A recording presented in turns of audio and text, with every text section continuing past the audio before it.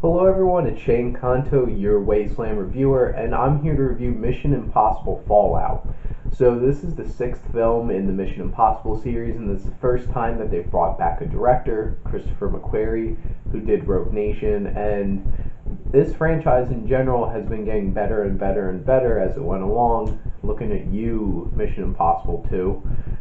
It's the only one I really do not like. But I was really excited about this film. I really liked the trailers, and this film also had a lot of ridiculous buzz around it because of a very infamous mustache that apparently ruined Justice League, but whatever.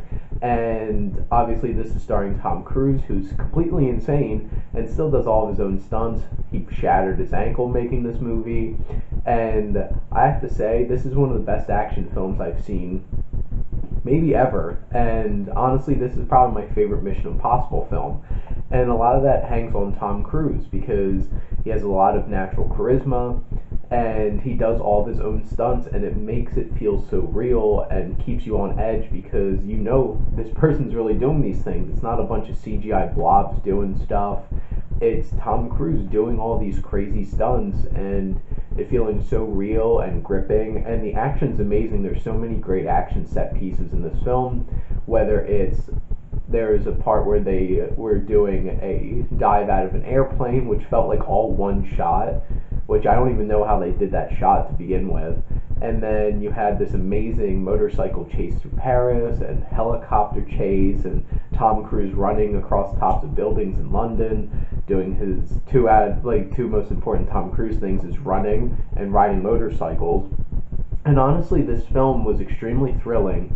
And this was 2.5 hours, and I was on the edge of my seat the whole entire 2.5 hours of this film.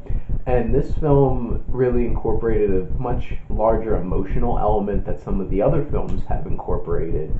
And you really got a lot more emotional depth out of Ethan Hunt in this film.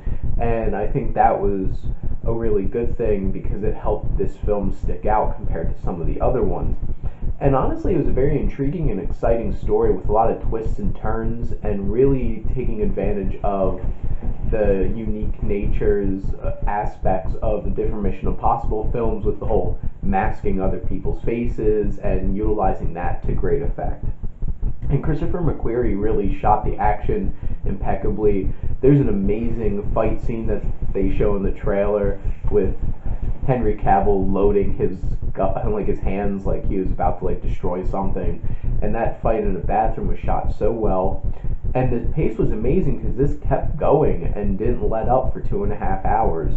And the ensemble is fantastic in this. Ving Rhames as Luther and Simon Pegg as Benji are fantastic coming back.